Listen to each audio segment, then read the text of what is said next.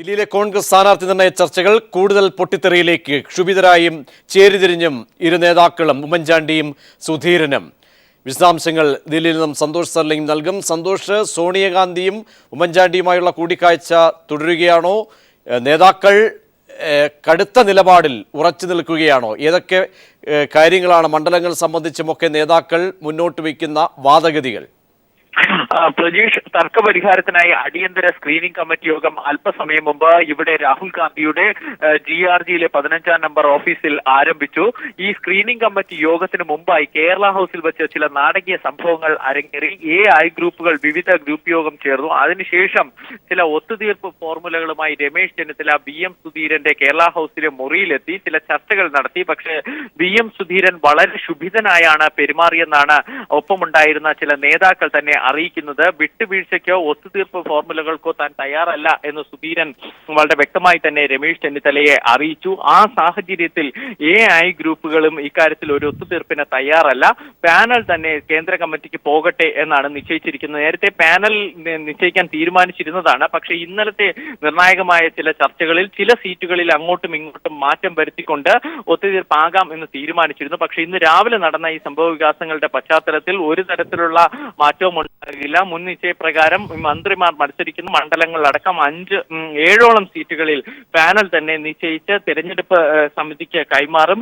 തെരഞ്ഞെടുപ്പ് ഇനിയിപ്പോൾ നിശ്ചയിക്കേണ്ട ഏകദേശം 20ഓളം മണ്ഡലങ്ങളിലാണ്. ഇതിൽ ഏറ്റവും നിർണായകമായ ചർച്ചകളാണ് ഇപ്പോൾ നടക്കുന്ന ഈ മന്ത്രിമാരുടെ തർക്കം. ഇതിനിടയിൽ സോണിയാഗാന്ധി പ്രശ്നത്തിൽ ഇടപെട്ടു. രാവിലെ ഉമ്മൻചാണ്ടിയുമായും രമേശ് ചെന്നിത്തലയുമായി അവർ കൂടിക്കാഴ്ച നടത്തി. വൈകുന്നേരം 4 മണിക്ക് BM സുധീരനെയും സോണിയാഗാന്ധി കാണുന്നുണ്ട്. ഇതിനിടയിൽ AK ആന്റണിയുടെ പിന്തുണ BM ലഭിച്ചുള്ള ചില സൂചനകൾ വരുന്നുണ്ട്. പക്ഷേ ഇക്കാര്യത്തിൽ സ്ഥിരീകരണമൊന്നുമില്ല.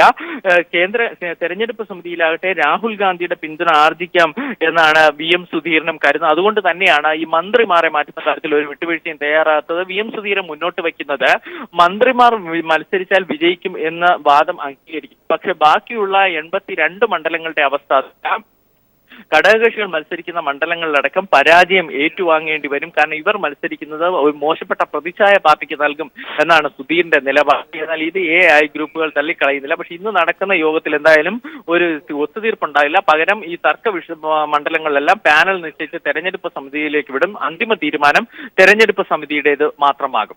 ഒരിക്കൽ കൂടി കൂടുതൽ വ്യക്തതയ്ക്ക്, ഏതൊക്കെ മണ്ഡലങ്ങളാണ് ഇപ്പോൾ തർക്കം നിലനിൽക്കുന്ന മണ്ഡലങ്ങൾ? സുധീരൻ ഉന്നയിക്കുന്ന പ്രധാന മണ്ഡലങ്ങൾ ഈ പറയുന്ന 4 അല്ലെങ്കിൽ 5 മണ്ഡലങ്ങൾ തന്നെയാണോ? അതോ അതിനപ്പുറത്തേക്ക് തർക്കം കൂടുതൽ രൂക്ഷമാവുകയാണെങ്കിൽ സുധീരൻ നിലപാട് മാറ്റിക്കൊണ്ടുള്ള മറ്റെന്തെങ്കിലും അടവ് നയത്തിലേക്ക് പോകുമോ? പ്രജീഷ്, തൃപ്പൂണിത്തുറയിൽ K ബാബുവിന് പകരം വേണുഗോപാൽ മത്സരിക്കുക. ഇരിക്കൂറിൽ KC ജോസഫ് തുടർച്ചയായി മത്സരിക്കുന്നുണ്ട്. അദ്ദേഹത്തെ മാറ്റി സതീശൻ പാശ്ശേനിയോ സോണി സെബാസ്റ്റ്യനോ മത്സരിപ്പിക്കുക. കോന്നിയിൽ അടൂർ പ്രകാശിനെ മാറ്റി മോഹൻ രാജിനെ മത്സരിപ്പിക്കുക. തൃക്കാക്കരയിൽ ബെന്നി ബെഹനാനെ മാറ്റി PT തോമസിനെ മത്സരിക്കുക. കൂടാതെ പാറശാലയിൽ MT ജോർജിനെ മാറ്റി നെയ്യാറ്റിൻകര സനലിനെ മത്സരിപ്പിക്കുക എന്നീ മണ്ഡലങ്ങളിലാണ് ഇത്തരത്തിലൊരു മാറ്റവും തർക്കവും നിലനിൽക്കുന്നത്. പക്ഷേ ഇവിടെയൊക്കെ ഈ സിറ്റിംഗ് MLA മാറ്റുക, പകരം സുധീരൻ ഇപ്പോൾ നൽകിയിരിക്കുന്ന പാനലുള്ളവരെ ഉൾപ്പെടുത്തുവാനോ ഒരു തരത്തിലും തയ്യാറാവില്ല. ഈ മണ്ഡലങ്ങളിൽ തന്നെയാണ് തർക്കം. അതുകൊണ്ട് തന്നെ തൃപ്പൂണിത്തറ, ഇരിക്കൂർ, കോന്നി, തൃക്കാക്കര, പാറശാല അടക്കമുള്ള മണ്ഡലങ്ങൾ, നിലമ്പൂർ മണ്ഡലം കൂടിയുണ്ട്. ഈ മണ്ഡലങ്ങളിലൊക്കെ പാനലായിരിക്കും തെരഞ്ഞെടുപ്പ് സമിതിക്ക് പോവുക. തെരഞ്ഞെടുപ്പ് സമിതിയായിരിക്കും അന്തിമ തീരുമാനം കൈക്കൊള്ളുക. പ്രതീക്ഷ അവിടെ എന്തായാലും ഇങ്ങനെയുള്ള തർക്കം നിലനിൽക്കുമ്പോൾ സുധീരൻ മുന്നോട്ട് വയ്ക്കുന്ന ഇത്തരം നിർദ്ദേശങ്ങൾക്ക്, പൊതുമാനദണ്ഡം എന്ന അർത്ഥത്തിൽ വേണമെങ്കിൽ പറയാവുന്ന നിർദ്ദേശങ്ങൾക്ക് എത്രത്തോളം മേൽക്കൈ ഹൈക്കമാൻഡിൻ്റെ ഭാഗത്തു നിന്നും ആർജിക്കാൻ കഴിയും? ആന്റണി ആണെങ്കിൽ കൂടിയും രാഹുൽ ഗാന്ധി ഇടപെട്ടാലും കൂടി ഈ AI ഗ്രൂപ്പുകൾ എന്തായാലും നിലപാടുകളിൽ ഉറച്ചു നിൽക്കുന്നു. രണ്ട് പക്ഷവും പ്രായോഗിക രാഷ്ട്രീയം കുറേ കാര്യങ്ങൾ മുന്നോട്ട് വയ്ക്കുന്നു. ഉമ്മൻചാണ്ടി താൻ കൂടി അല്ലെങ്കിൽ മത്സരരംഗത്തേക്കില്ല എന്ന വജ്രായുധം അവിടെ എടുത്ത് പ്രയോഗിക്കുന്നു. ഈ അർത്ഥത്തിൽ നോക്കുമ്പോൾ സുധീരൻ പറയുന്ന വാദഗതികൾ, വിജയസാധ്യതയൊക്കെ ഏതർത്ഥത്തിലായിരിക്കും ഹൈക്കമാൻഡിന് സ്വീകാര്യമാവുക? ഒരു സമമായ സാധ്യത ഇന്നല്ലെങ്കിൽ നാളെയും രൂപപ്പെട്ടേ പറ്റൂ. അതിനുള്ള വഴി ഏതർത്ഥത്തിൽ തുറക്കും? പ്രജീഷ്, ഇപ്പോൾ മുഖ്യമന്ത്രി ഉമ്മൻചാണ്ടി സോണിയാഗാന്ധിയുമായുള്ള കൂടിക്കാഴ്ചയ്ക്ക് ശേഷം ഇവിടെ സ്ക്രീനിംഗ് കമ്മിറ്റി യോഗത്തിൽ എത്തിയിരിക്കുകയാണ്. അദ്ദേഹത്തിന്റെ ഭാവ മനസ്സിലാക്കുന്നത് ഒരു തരത്തിലുമുള്ള അല്ലെങ്കിൽ സോണിയാഗാന്ധിയുമായുള്ള കൂടിക്കാഴ്ചയിൽ ഏതെങ്കിലും ഒരു ശുഭപ്രതീക്ഷ ലഭിച്ചിട്ടുണ്ട് എന്നതല്ല. നേരത്തെ നിശ്ചയിച്ചതുപോലെയുള്ള തീരുമാനങ്ങളുമായി മുന്നോട്ട് പോവുകയാണ്. ഈ പറഞ്ഞതുപോലെ ഇന്നലെ നടന്ന ചർച്ചയിൽ ചില ഒത്തുതീർപ്പ് ഫോർമുലകൾ ഉരുത്തിരിഞ്ഞു വന്നു എന്നത് ശരിയാണ്. പക്ഷെ ഇന്ന് രാവിലെ നടന്ന മാറ്റങ്ങളുടെ അടിസ്ഥാനത്തിൽ, തർക്കങ്ങളുടെ അടിസ്ഥാനത്തിൽ അതെല്ലാം പൊളിഞ്ഞു. ആ ഒത്തുതീർപ്പ് ശ്രമങ്ങളെല്ലാം പാടി പകരം മുൻ നിശ്ചയിച്ച പ്രകാരം പാനലിലോട്ട് തന്നെ കാര്യങ്ങൾ പോകുന്നു. സന്തോഷം മടങ്ങിയെത്താൻ ഇപ്പോൾ മാത്യു കുഴൽനാടൻ കൂടി ടെലിഫോൺ ലൈനിൽ ചേരുന്നു. ശ്രീ മാത്യു കുഴൽനാടൻ, ഇവിടെ തർക്കമൊക്കെ മാറ്റിവെക്കുക, പക്ഷേ നമ്മൾ മുന്നോട്ട് വയ്ക്കുന്ന ചില വസ്തുതകളുണ്ട്. കാരണം യുവാക്കൾക്ക് പ്രാതിനിധ്യമുണ്ടാകണം, സ്ത്രീകൾക്കടക്കം അല്ലെങ്കിൽ മഹിളകൾക്കടക്കം പ്രാതിനിധ്യമുണ്ടാകുന്ന ഒരു സാഹചര്യം വരണം. LDF അടക്കം സ്ഥാനാർത്ഥി പട്ടിക പ്രഖ്യാപിച്ചപ്പോൾ നേരത്തെ ചർച്ചയിൽ പങ്കെടുത്ത വനിതാ കോൺഗ്രസ് നേതാക്കൾ പോലും പറഞ്ഞ കാര്യം അവിടെ 16ഓളം സ്ത്രീകൾക്കടക്കം പ്രാതിനിധ്യമുണ്ടാകുന്നു, യുവാക്കൾക്ക് പ്രാതിനിധ്യം വരുന്നു. കോൺഗ്രസിലെ സ്ഥിതിയിലേക്ക് വരുമ്പോൾ സിറ്റിംഗ് MLA കാര്യത്തിലടക്കം ഒരു പൊളിച്ചെഴുത്തിലേക്ക് പോകാൻ സാധ്യമല്ല നിലപാട് പല നേതാക്കന്മാരും സ്വീകരിക്കുന്നു. സുധീരൻ ആണെങ്കിൽ കൂടിയും മുന്നോട്ട് വയ്ക്കുന്ന വാദഗതികൾ യുക്തിപരമല്ലേ? അല്ല, തീർച്ചയായിട്ടും പറഞ്ഞത് ശരിയാണ്. സ്ഥാനാർത്ഥി പട്ടികയിൽ കൂടുതൽ യുവാക്കളും വനിതകളും ഒക്കെ ഉണ്ടാകുന്നത് എന്തുകൊണ്ടും ഈ സ്ഥാനാർത്ഥി പട്ടിക മികച്ചതാക്കാൻ ഉപകരിക്കുന്ന ഘടകങ്ങളാണ്. അതിനു വേണ്ടിയിട്ടുള്ള ഒരു പരിശ്രമം തന്നെയാണ് ഡൽഹിയിൽ VM സുധീരൻ അടക്കമുള്ള മുതിർന്ന നേതാക്കൾ നടത്തുന്നത്. അതിൽ അദ്ദേഹം മാത്രമല്ല, അതിൽ മറ്റ് കോൺഗ്രസ് നേതാക്കന്മാർക്കും കഴിവതും യുവാക്കൾക്കും പുതുമുഖങ്ങൾക്കും വനിതകൾക്കും ഒക്കെ അവസരം കൊടുക്കണമെന്നുള്ള അഭിപ്രായം തന്നെയാണ് ഉള്ളത്. സ്വാഭാവികമായിട്ടും ഒരു ഇത്ര വലിയ പാർട്ടിയും ഒരുപാട് നേതാക്കന്മാരും ഒക്കെ ഉള്ള ഒരുപാട് താല്പര്യങ്ങളും ഒക്കെ ഉള്ളതായി വരുമ്പോൾ എല്ലാം കൂടി പരിഗണിച്ച് ഒരു അവസാന തീരുമാനത്തിലേക്ക് എത്താൻ ഇതുപോലുള്ള ആശയവിനിമയങ്ങളും അഭിപ്രായ വ്യത്യാസങ്ങളും ചർച്ചകളും ഒക്കെ വേണ്ടിവരും. അതിന്റെ ഭാഗമാണ് ഇപ്പോൾ ഡൽഹിയിൽ നടക്കുന്നത്. 1-2 ദിവസത്തിനകം ഈ പ്രക്രിയ പൂർത്തിയാക്കി മികച്ച ഒരു പട്ടിക പുറത്തു വരുമെന്നാണ് ഞങ്ങൾ പ്രതീക്ഷിക്കുന്നത്. ശ്രീ മാത്യു കുഴൽനാടൻ, അവിടെ താങ്കളെ പോലെയുള്ള നല്ല മുതിർന്ന യുവാക്കളിൽ ഒരുപക്ഷെ കാര്യക്ഷമമായി പ്രവർത്തിക്കുന്ന നേതാക്കന്മാരുണ്ട്. അവരുടെ അടക്കമുള്ള പ്രാതിനിധ്യം ഒരുപക്ഷെ ചൂണ്ടിക്കാണിക്കപ്പെട്ട് പാനലടക്കം ശ്രദ്ധയിലേക്ക് കൊണ്ടുവരേണ്ട സാഹചര്യമാണ്. ഇതൊക്കെ രാഹുൽ ഗാന്ധിയെ പോലെയുള്ള AK ആന്റണിയെ പോലെയുള്ള കേരളത്തിലുള്ള മുതിർന്ന നേതാക്കൾക്കൊക്കെ ഇത്തരം വാദഗതികൾ സുധീരനാണെങ്കിൽ അല്ലെങ്കിൽ സുധീരൻ മുന്നോട്ട് ഇപ്പോൾ സുധീരനാണല്ലോ ഇത്തരം വാദഗതികൾ മുന്നോട്ട് വയ്ക്കുന്നത്, ഇതിനൊക്കെ ഒരു ഹൈക്കമാൻഡിന്റെ ഭാഗത്തു നിന്നും ഒരു മേൽക്കൈ പ്രതീക്ഷിക്കുന്നുണ്ടോ? അല്ല, കോൺഗ്രസിന്റെ ഒരു നടപടിക്രമം തന്നെ അങ്ങനെയാണല്ലോ. ഇപ്പോ ഞാൻ എന്നതിനേക്കാൾ ഉപരി എന്നേക്കാളും യോഗ്യരും അല്ലെങ്കിൽ എന്നേക്കാളും മിടുക്കനുമായ നിരവധി യുവ നേതാക്കന്മാർ കോൺഗ്രസിൽ തന്നെ ഉണ്ട്. അവരുടെയൊക്കെ പേരുകൾ തന്നെ സജീവമായ പരിഗണനയിലുണ്ട്. ഇപ്പോൾ നടക്കുന്ന സ്ക്രീനിംഗ് കമ്മിറ്റി യോഗമാണ്. സ്ക്രീനിംഗ് കമ്മിറ്റി യോഗത്തിൽ ഏകദേശ ധാരണയോടുകൂടി ചില മണ്ഡലങ്ങളിൽ ഒറ്റപ്പേര് നിർദ്ദേശിക്കുകയും മറ്റു ചില മണ്ഡലങ്ങളിൽ പാനൽ നിർദ്ദേശിക്കുകയും ചെയ്ത് കേന്ദ്ര തെരഞ്ഞെടുപ്പ് സമിതിയിലേക്ക് ചെല്ലുമ്പോൾ ഈ പറഞ്ഞ 2 പേരും ആ കേന്ദ്ര തെരഞ്ഞെടുപ്പ് സമിതിയിലുണ്ട്. അത് രാഹുൽ ഗാന്ധി ആണെങ്കിലും AK ആന്റണി ആണെങ്കിലും അവിടെ ഉണ്ട്. അപ്പോൾ കോൺഗ്രസ് പാർട്ടി നേതൃത്വം ആഗ്രഹിക്കുന്നത് പോലെ യുവാക്കളുടെ വനിതകളുടെ ഒക്കെ പ്രാതിനിധ്യം ഉണ്ടായിട്ടുണ്ടോ ഇല്ലയോ എന്ന് അവർ വിലയിരുത്തും. അതിന്റെ അകത്ത് എന്തെങ്കിലും കുറവ് ഉണ്ട് എന്ന് തോന്നിയാൽ അത് റീഓപ്പൺ ചെയ്യാനോ അതിൽ മാറ്റം വരുത്താനോ അല്ലെങ്കിൽ പുതുതായി കൂട്ടിച്ചേർക്കൽ നടത്താനോ കേന്ദ്ര തെരഞ്ഞെടുപ്പ് സമിതിക്ക് അധികാരമുണ്ട്, അവകാശമുണ്ട്. അങ്ങനെ വരുമ്പോൾ അങ്ങനെ എന്തെങ്കിലും കുറവുകൾ ഈ ഘട്ടത്തിൽ സംഭവിച്ചിട്ടുണ്ടെങ്കിൽ അതും അവിടെ പരിഹരിക്കപ്പെടും എന്ന് തന്നെയാണ് ഞങ്ങൾ പ്രതീക്ഷിക്കുന്നത്. രാഹുൽ ഗാന്ധി ഇക്കാര്യത്തിൽ വളരെ വ്യക്തമായ സന്ദേശം കേരള നേതാക്കന്മാർക്ക് പല ആവർത്തി കൊടുത്തിട്ടുണ്ട്. ബഹുമാനായ ശ്രീ AK ആന്റണി ഈ കാര്യത്തിൽ നേരിട്ടും അല്ലാതെയും ഡയറക്റ്റായിട്ടും ഇൻഡയറക്റ്റായിട്ടും അദ്ദേഹം വളരെ ശക്തമായി പറഞ്ഞിട്ടുണ്ട്. സ്ഥാനാർത്ഥി പട്ടികയ്ക്ക് രൂപം കൊടുക്കുമ്പോൾ ഈ ഘടകങ്ങൾ പരിഗണിച്ച് വേണം, അല്ലാത്ത പക്ഷം അത് പാർട്ടിയുടെ വിജയ സാധ്യതയെ ബാധിക്കുമെന്ന് പോലും വളരെ ശക്തമായി പറഞ്ഞിട്ടുണ്ട്. അതുകൊണ്ട് തന്നെ ഈ കുറവുകൾ ഈ 2 ഘട്ടങ്ങളിലായി പരിഹരിക്കും എന്ന ശുഭപ്രതീക്ഷയാണ് ഞങ്ങൾക്കുള്ളത്. അവിടെ വിജയ സാധ്യതയ്ക്ക് തന്നെയാണ് ഹൈക്കമാൻഡ് മുൻതൂക്കം നൽകുന്നത്. അങ്ങനെയെങ്കിൽ സുധീരൻ പറഞ്ഞ ഈ പല അഴിമതി ആരോപണ വിധേയ ആളുകൾ പോലും ഉണ്ട്. ആ സാഹചര്യത്തിൽ അവരെയൊക്കെ ഇറക്കുന്നത് ഒരുപക്ഷെ മണ്ഡലത്തെ ദോഷകരമായി ബാധിക്കാം. ചില മണ്ഡലങ്ങളിലാണെങ്കിൽ കൂടിയും അതിന്റെ വിലയിരുത്തൽ മൊത്തത്തിലുള്ള കോൺഗ്രസിന്റെ മണ്ഡലങ്ങളിൽ അതിന്റെ അനുരണനങ്ങൾ സ്വാഭാവികമായും ഉണ്ടായേക്കാം. സുധീരൻ പറയുന്ന ഇത്തരം വാദഗതികൾ യുക്തിപരമാണോ എന്നാണ് എന്റെ ചോദ്യം. അല്ല, VM സുധീരൻ പ്രധാനമായിട്ടും മുന്നോട്ട് വെച്ച 2 നിർദ്ദേശങ്ങൾ 4 തവണ മത്സരിച്ചവർ മാറി നിൽക്കുന്നത് ഗുണകരമായിരിക്കും എന്നുള്ളതാണ്. പിന്നെ രണ്ടാമതായി അദ്ദേഹം പറഞ്ഞത് ഇപ്പോ LDFന്റെ കഴിഞ്ഞ പ്രതിപക്ഷ പ്രവർത്തനം എന്ന് പറയുന്നത് ആരോപണങ്ങളുടെ വലിയ ഒരു പുകമറ, അത് ശരിയാണെങ്കിലും തെറ്റാണെങ്കിലും അല്ലെങ്കിൽ വസ്തു ഇല്ലെങ്കിലും ജനങ്ങൾക്ക് മുമ്പിൽ ഒരുപാട് ആശങ്കകളും അല്ലെങ്കിൽ അതുപോലെ ഒരുപാട് തെറ്റിദ്ധാരണകളോ അല്ലെങ്കിൽ പുകപടലങ്ങൾ സൃഷ്ടിച്ച ആരോപണ പരമ്പരകളുണ്ടായി.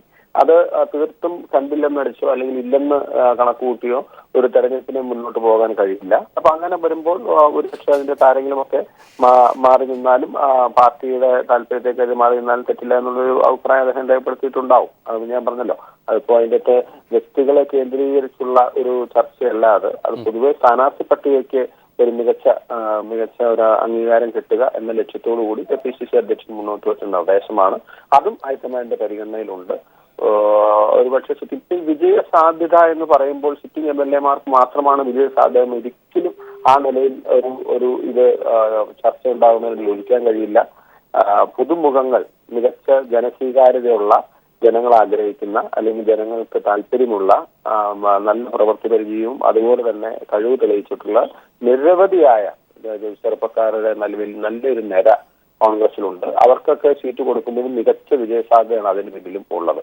അല്ലാതെ സിറ്റിംഗ് MLA-മാർക്ക് മാത്രമാണ് വിജയസാധ്യത അല്ലെങ്കിൽ മുതിർന്നവർക്ക് മാത്രമാണ് വിജയസാധ്യത എന്ന നിലയിൽ ഇതിനെ കാണുന്നതിനോടുള്ള വിയോജിപ്പ് ഞങ്ങളുടെ പക്ഷത്തു നിന്ന് ഞങ്ങൾ അറിയിച്ചിട്ടുള്ളൂ. യെസ്, അതായത് ശ്രീ മാത്യു കുഴൽനാടൻ പറഞ്ഞു വരുന്നതനുസരിച്ച് നിലവിലെ പട്ടികയുമായി മുന്നോട്ട് പോയാൽ അതിൽ തിരുത്തുകൾ വരുത്തിയില്ല എങ്കിൽ സ്വാഭാവികമായും തിരിച്ചടി പ്രതീക്ഷിക്കാം. കാരണം ഞാൻ പറഞ്ഞത് യുവാക്കളെ അടക്കം പുതുമുഖങ്ങളെ അടക്കം ഉൾപ്പെടുത്തിക്കൊണ്ടൊരു പട്ടിക അല്ല എങ്കിൽ ഒരു തിരുത്തൽ, ഈ പറയുന്ന പ്രായോഗിക തലത്തിലൊരു തിരുത്തൽ വരുത്തിയില്ലെങ്കിൽ സ്വാഭാവികമായും ഒരു തിരിച്ചടി ഉണ്ടായാൽ അത് അത്ഭുതപ്പെടേണ്ടതില്ല എന്നാണ് താങ്കൾ പറയുന്നത്. അല്ല, അത് സ്വാഭാവികമായിട്ട് ഞാൻ പറഞ്ഞ ആശയത്തെ നിങ്ങളുടെ ഭാഗത്തുനിന്ന് ഇന്റർപ്രറ്റ് ചെയ്യുമ്പോൾ അങ്ങനെ ഇന്റർപ്രറ്റ് ചെയ്യാനായിരിക്കും നിങ്ങൾക്ക് താല്പര്യം. അത് ഞാൻ അതിനെ നിഷേധിക്കുന്നില്ല. പക്ഷെ ഞാൻ പറയുന്നത് ഒന്നുകൂടി ക്ലാരിറ്റിയോടുകൂടി പറഞ്ഞാൽ കുറച്ചു നല്ല നിലയിൽ പുതുമുഖങ്ങളെ ഉൾപ്പെടുത്തി അല്ലെങ്കിൽ യുവാക്കളെയും വനിതകളെയും ഉൾപ്പെടുത്തി ഏറെക്കാലമായവർ മാറി നിന്ന് ഒരു സ്ഥാനാർത്ഥി പട്ടിക അവതരിപ്പിക്കുന്നത് കൂടുതൽ സ്വീകാര്യമായി, ജനങ്ങൾക്ക് കൂടുതൽ സ്വീകാര്യമാകുകയും വിജയ സാധ്യത വർദ്ധിപ്പിക്കുകയും ചെയ്യും എന്ന് പോസിറ്റീവായി പറഞ്ഞാൽ മതിയല്ലോ. തിരിച്ചടി ഉണ്ടാകുമെന്ന് പറയുന്ന കാര്യം നല്ലതല്ലേ? കുറച്ചുകൂടി നല്ല സ്ഥാനാർത്ഥി പട്ടിക നന്നാവുക, ഈ നിലയിലുള്ള മാറ്റങ്ങൾ സ്ഥാനാർത്ഥി പട്ടികയിൽ വരുത്തുന്നത് ആ സ്ഥാനാർത്ഥി പട്ടിക കൂടുതൽ നല്ലതും ജനസ്വീകാര്യത ഉള്ളതാക്കും എന്നുള്ള ഒരു ഞാൻ പറഞ്ഞു വരുന്നത് ഇപ്പോൾ സുധീരൻ അല്ലെങ്കിൽ സുധീരൻ മുന്നോട്ട് വയ്ക്കുന്ന ഇത്തരം ഒട്ടേറെ ഘടകങ്ങൾ. പക്ഷേ ഇവിടെ ഉമ്മൻചാണ്ടി ആയാലും അല്ലെങ്കിൽ രമേശ് ചെന്നിത്തലയും പറയുന്നത് ഒരു പ്രായോഗിക രാഷ്ട്രീയം കേരളത്തിൽ ഉണ്ട്. ആ പ്രായോഗിക രാഷ്ട്രീയത്തിൽ ഒരു പക്ഷേ അതിൽ നിന്നും പെട്ടെന്ന് പൊളിച്ചെഴുത്തി മുന്നോട്ട് വരാൻ അല്ലെങ്കിൽ പൊളിച്ചെഴുത്തൽ സാധ്യമല്ല എന്ന തരത്തിൽ അതിൻ്റെ ഗ്രൂപ്പിൻ്റെ എല്ലാ അംശങ്ങളും എല്ലാ കാര്യങ്ങളും ഞാൻ അത് ഗ്രൂപ്പ് താങ്കൾക്ക് പോലും ഒരു പക്ഷേ ഗ്രൂപ്പിൻ്റെ കാര്യങ്ങളൊന്നും നിഷേധിക്കാൻ കഴിയില്ല. എന്താണ് സുധീരൻ പോലും മുന്നോട്ട് വയ്ക്കുന്ന പുതിയ സാഹചര്യങ്ങൾ, ഇതിലൊക്കെ തന്നെ ഒരു പക്ഷേ ഉള്ളിലേക്ക് കടന്നാൽ മറ്റ് അന്തർധാരകൾ പലതും ഉണ്ടായിരിക്കാം. ഒക്കെയും ആയിക്കോട്ടെ. പക്ഷേ ഇതൊക്കെ ഈ രണ്ട് വിഭാഗങ്ങൾ അവിടെ ഇത്തരത്തിലുള്ള പ്രായോഗിക കാഴ്ചപ്പാടുകൾ പറയുന്നു. അതേസമയം സുധീരൻ വിജയസാധ്യത മാത്രം മുന്നോട്ട് വയ്ക്കുന്ന കാര്യങ്ങൾ, ഇതിലൊക്കെ ഹൈക്കമാൻഡിൻ്റെ ഒരു ഇടപെടൽ പെട്ടെന്ന് വാദഗതികളെ പൂർണ്ണമായും സുധീരൻ മുന്നോട്ട് വയ്ക്കുന്ന വാദഗതികളെ ഉൾക്കൊള്ളാൻ സാധ്യമാണോ? ആ അർത്ഥത്തിലാണ് എൻ്റെ ചോദ്യം. താങ്കളടക്കം യുവനേതാക്കൾ, യുവനിര, മഹിളാ നേതാക്കളൊക്കെ തന്നെ വിയോജിപ്പുകളും എങ്ങനെയായിരിക്കണം പട്ടിക തയ്യാറാക്കേണ്ടത്, കാര്യക്ഷമമാക്കേണ്ടത് എന്ന നിങ്ങളുടെ എല്ലാ അംശങ്ങളും അവിടെ അവരോട് ബോധ്യപ്പെടുത്തിയിട്ടുണ്ട്. എങ്കിലും ഇതൊക്കെ അത്ര പെട്ടെന്ന് മുഖവിലയ്ക്ക് എടുക്കാൻ പ്രാപ്തമാണോ ഹൈക്കമാൻഡിന്? നിങ്ങൾ പറഞ്ഞ ഘടകങ്ങളൊന്നും ഞാൻ തള്ളി പറയുന്നില്ല. പാർട്ടിക്കകത്ത് പല താല്പര്യങ്ങളും അല്ലെങ്കിൽ പല അന്തർധാരകളും ഒക്കെ ഉണ്ട് എന്നുള്ളത് ശരി തന്നെയാണ്. അതൊക്കെ ഒറ്റയടിക്ക് ഒരു ദിവസം മുഴുവനായിട്ടും മാറ്റുക, അതിനെല്ലാം അപ്പുറം അതിനെല്ലാം മറികടന്ന് ഒരു ക്ലീൻ സ്ലേറ്റിലെ പുതിയൊരു അതൊന്നും ഒരുപക്ഷെ അത്ര പ്രായോഗികമായിക്കൊള്ളുന്നില്ല. എന്നിരുന്നാലും ഈ പരിമിതികൾക്കുള്ളിൽ നിന്നുകൊണ്ട് കഴിയുന്നത്ര മാറ്റങ്ങൾ, കഴിയുന്നത്ര പ്രോഗ്രസീവായിട്ടുള്ള ഒരു ചേഞ്ച് വരുത്താൻ കഴിയുന്നത് പാർട്ടിയെ സംബന്ധിച്ച്, സ്ഥാനാർത്ഥി പട്ടികയെ സംബന്ധിച്ച് കൂടുതൽ ഗുണകരമായിരിക്കും. ഹൈക്കമാൻഡ് മൈൻഡിനകത്ത് ഞാൻ പറഞ്ഞല്ലോ, ഏതെങ്കിലും ഒരു പക്ഷം മാത്രം കേട്ട് ഒരു തീരുമാനത്തിന് തുനിയുമെന്ന് പ്രതീക്ഷിക്കേണ്ട. പക്ഷെ എന്നിരുന്നാലും അതിന്റെ രണ്ടുപേരും പറയുന്നതിലെ പോസിറ്റീവ് അംശങ്ങൾ ഉൾക്കൊണ്ട് രണ്ടിനെയും കൂടി ബാലൻസ് ചെയ്യാൻ കഴിയുന്ന, അതായത് ഒരു വശത്ത് പുതുമുഖങ്ങളെയും അല്ലെങ്കിൽ യുവാക്കളെയും ഒക്കെ കൊണ്ടുവരേണ്ടതിന്റെ ആവശ്യകത, മറുവശത്ത് അനിവാര്യതും ചില ഘടകങ്ങൾ നമ്മൾക്കറിയാതെ അത് വ്യക്തികളെ കേന്ദ്രീകരിച്ച് നിൽക്കുന്ന ചില ഘടകങ്ങളുണ്ട്. അല്ലെങ്കിൽ ഒരു തെരഞ്ഞെടുപ്പ് ആകുമ്പോൾ മറ്റ് പല താല്പര്യങ്ങളെയും ഘടകങ്ങളെയും പാർട്ടിക്ക് അനുകൂലമായി നിർത്താൻ വേണ്ടി ചില വിട്ടുവീഴ്ചകൾ ചെയ്യേണ്ടി വരുന്ന കാഴ്ച നമ്മൾ കാണുന്നത്. അതൊക്കെ രാഷ്ട്രീയത്തിലെ യാഥാർത്ഥ്യങ്ങളാണ്. നമ്മൾ ആരും അത് തള്ളി പറഞ്ഞിട്ടോ വിസ്മരിച്ചിട്ടോ അല്ലെങ്കിൽ ഇല്ല എന്ന് അവകാശപ്പെട്ടിട്ടോ കാര്യമില്ല. അപ്പൊ അതൊക്കെ കൂട്ടി ഇണക്കാൻ കഴിയുന്ന രീതിയിൽ കഴിവതും ഒരു ഈ പറഞ്ഞ പുതുമുഖങ്ങൾക്കും വനിതകൾക്കും ഒക്കെ അവസരങ്ങൾ നൽകുന്ന ഒരു മികച്ച സ്ഥാനാർത്ഥി പട്ടികയ്ക്ക് രൂപം നൽകാനുള്ള പരിശ്രമമായിരിക്കും ഹൈക്കമാൻഡ് ഭാഗത്തുനിന്നുണ്ടാകുക. യെസ്, അവസാനമായി ശ്രീ മാത്യു കുഴൽനാടൻ, ഈ ഇത്തരം ചർച്ചകളൊക്കെ കുറച്ചുകൂടി നേരത്തെ ആയിരുന്നുവെങ്കിൽ കാര്യങ്ങൾ കുറച്ചുകൂടി എളുപ്പമാകുമായിരുന്നു. ഇതിപ്പോൾ പഠിക്കൽ എത്തുന്നു. കാരണം ഒരു തെരഞ്ഞെടുപ്പിന് ഇനി ദിവസങ്ങൾ മാത്രമേ ഉള്ളൂ. പെട്ടെന്നൊരു തട്ടിക്കൂട്ടലിലേക്ക് അടക്കം പോയാലും പല വിയോജിപ്പുകളൊക്കെ നിലനിൽക്കുന്ന സാഹചര്യം വരും. KPCC അധ്യക്ഷൻ പോലും ആരോപണം ഉന്നയിച്ച സ്ഥാനാർത്ഥികളായിരിക്കും പല സ്ഥലങ്ങളിലും മത്സരിക്കാൻ പോകുന്നത്. അതൊക്കെ ഈ കുറച്ചുകൂടി നേരത്തെ ആകണമായിരുന്നു ഇത്തരം ഇടപെടൽ എന്നൊരു തോന്നൽ താങ്കൾക്കില്ലേ? അല്ല, ഇത് താരതമ്യേന ഒരു തെരഞ്ഞെടുപ്പിന് വളരെ നേരത്തെയാണെന്നുള്ളതാണ് എന്റെ പക്ഷം. കാരണം ഇതിനു മുമ്പൊക്കെ എന്ന് വെച്ച് കഴിഞ്ഞാൽ കേവലം 15 ദിവസം തെരഞ്ഞെടുപ്പിനുള്ളപ്പോൾ അല്ലെങ്കിൽ 12 ദിവസം ഉള്ളപ്പോഴൊക്കെയാണ് പലപ്പോഴും സ്ഥാനാർത്ഥികൾ അന്തിമമായി പ്രഖ്യാപിച്ചിട്ടുള്ളത്. അത് വെച്ച് നോക്കുമ്പോൾ വളരെ നേരത്തെയാണ് ഈ സ്ഥാനാർത്ഥി പട്ടിക വരുന്നത്. പിന്നെ ഒരു കാര്യം നമ്മൾ എത്ര ഇതിന്റെ അകത്ത് ഒരു വ്യക്തികൾക്കെതിരെ പോലും ബഹുമാനായ KPCC പ്രസിഡന്റിന്റെ ഒരു പ്രസ്താവന വന്നിട്ടില്ല. ഇതൊക്കെ പാർട്ടിക്ക് അകത്ത ചർച്ചകളിൽ നിന്നും നമ്മൾ ഊഹിച്ചെടുക്കുന്ന കാര്യങ്ങളാണ് പലപ്പോഴും KPCC പ്രസിഡന്റ് എതിർത്ത സ്ഥാനാർത്ഥി എന്ന നിലയിലൊക്കെ വരുന്നത്. ഒരു മാനദണ്ഡം പറഞ്ഞു പോകുമ്പോൾ അതിൻ്റെ പലരും വരുന്നു എന്നതിനപ്പുറത്തേക്ക് അദ്ദേഹം പറഞ്ഞു. പിന്നെ ഇതൊക്കെ ഈ 2 ദിവസം പട്ടിക പ്രഖ്യാപിച്ച് ഏറിയാൽ ഒരു ദിവസം 24 മണിക്കൂർ കൊണ്ടോ 48 മണിക്കൂർ കൊണ്ടോ ഈ അന്തരീക്ഷം മുഴുവൻ മാറും. കാരണം വലിയ ഒരു നിര നേതാക്കന്മാർ കോൺഗ്രസിലുണ്ട്. അർഹരായ നിരവധി ആളുകൾ ഉള്ളപ്പോൾ അതിൽ നിന്നും യോഗ്യരായ നിരവധി പേരിൽ നിന്നും ഏതാനും പേരെ മാത്രം തെരഞ്ഞെടുക്കുമ്പോഴുണ്ടാകുന്ന അസ്വസ്ഥത അല്ലെങ്കിൽ ബുദ്ധിമുട്ടുകൾ, പ്രയാസങ്ങൾ ഒക്കെ കോൺഗ്രസിൽ മാത്രമല്ല CPM-ലൊക്കെ നമ്മൾ കണ്ടല്ലോ. CPM-ലൊക്കെ ഇപ്പോഴും ഉണ്ട്. അതൊക്കെ 1-2 ദിവസം കഴിയുമ്പോൾ അതിപ്പോ കോൺഗ്രസ് ആണെങ്കിലും CPM ആണെങ്കിലും അല്ലെങ്കിൽ LDF ആണെങ്കിലും അതൊക്കെ അതിന്റെ ഒരു തെരഞ്ഞെടുപ്പ് ട്രാക്കിലേക്ക് വന്നു കഴിഞ്ഞാൽ പ്രവർത്തകരും നേതാക്കളും അതെല്ലാം മാറ്റിവെച്ച് ഒന്നിച്ച് പ്രവർത്തിച്ച് മുന്നോട്ട് പോകും. ആ കാര്യത്തിലൊന്നും ഒരു പ്രയാസവും വിഷമവും ഒരു ഡെഡ് ലൈൻ താങ്കൾ കൂടി പറയാൻ കഴിയുന്നുണ്ടോ? അല്ല, ഞാനിപ്പോ അങ്ങനെ ഡെഡ് ലൈൻ പറയാവുന്ന ഒരു പാർട്ടിയുടെ അതുപോലൊരു വലിയ ഘടകത്തിൽ ഉള്ള ആളല്ല ഞാൻ. എന്നാൽ പോലും 2-ാം തീയതിയോ 3-ാം തീയതിയോ വിട്ട് പോകാൻ സാധ്യതയില്ല എന്നുള്ളതാണ് ഇപ്പൊ മനസ്സിലാക്കുന്നത്. നാളെ കേന്ദ്ര തെരഞ്ഞെടുപ്പ് സമിതിയുണ്ട്. പിന്നെ എന്തെങ്കിലും തർക്കങ്ങൾ ബാക്കിയുണ്ടെങ്കിൽ പോലും അത് അധികം സീറ്റുകൾ തന്നെ ഇല്ല. ഞങ്ങളൊക്കെ മനസ്സിലാക്കുന്നതനുസരിച്ചാണ് ഏതാനും സീറ്റുകളിലാണ് ഒരു പ്രധാനമായിട്ടും ഒരു ആഴത്തുള്ള ചർച്ച വേണ്ടി വരുന്നത്. അതുകൊണ്ട് 2-ാം തീയതി 3-ാം തീയതിയോ അന്തിമ സ്ഥാനാർത്ഥി പട്ടിക ഉണ്ടാകുമെന്ന് പ്രതീക്ഷിക്കുന്നു. യെസ്, വളരെ നന്ദി ശ്രീ മാത്യു കുഴൽനാടൻ പ്രതികരിച്ചതിന്. സന്തോഷിലേക്ക് ഒരിക്കൽ കൂടി ദില്ലിയിലേക്ക് പോകുന്നു. സന്തോഷ്, ഇപ്പോഴെങ്ങനെയാണ് ചർച്ചകൾ പുരോഗമിക്കുന്നത്?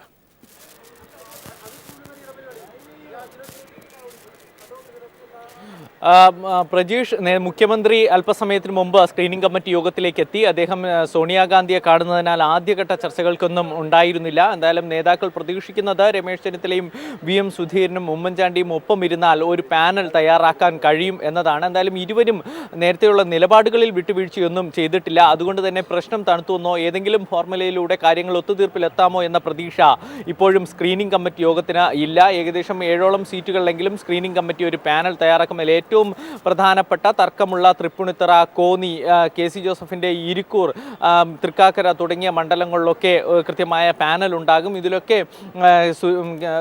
KPCC പ്രസിഡന്റ് VM സുധീരൻ തന്നെ സ്വന്തം പാനലും നൽകിയിട്ടുണ്ട്. ഇതൊക്കെ ഉൾപ്പെടുത്തിക്കൊണ്ടുള്ള സ്ക്രീനിംഗ് കമ്മിറ്റി ഇരുപക്ഷത്തിനും താല്പര്യമുള്ളവരെ ഉൾപ്പെടുത്തിക്കൊണ്ടുള്ള ഒരു പാനൽ തെരഞ്ഞെടുപ്പ് സമിതി കൈമാറും. തെരഞ്ഞെടുപ്പ് സമിതി കാര്യങ്ങൾ നിശ്ചയിക്കട്ടെ എന്നാണ് ഇപ്പോൾ ഏകദേശ ധാരണ എത്തിയിരിക്കുന്നത്. നേരത്തെ പറഞ്ഞതുപോലെ ഇന്നലെ രാഹുൽ ഗാന്ധിയുമായി നടന്ന ചർച്ചകൾക്കിടയിൽ ഇരുപക്ഷവും ചില വിട്ടുവീഴ്ചകൾ തയ്യാറാകും എന്ന സൂചനകൾ ഉണ്ടായിരുന്നു. പക്ഷേ അതിനുശേഷം രാത്രി തിരക്കിട്ട ചർച്ചകളുണ്ടായി. വിവിധ ഹൈക്കമാൻഡ് നേതാക്കളെ കണ്ടു, AK ആന്റണി അടക്കമുള്ളവരെ ഇരുപക്ഷവും കണ്ടു. അതിനുശേഷവും ഇന്ന് രാവിലെയും പഴയ മുൻ നിലപാടുകളിൽ തന്നെ ഉറച്ചു നിൽക്കാനാണ് തീരുമാനിച്ചിരിക്കുന്നത്.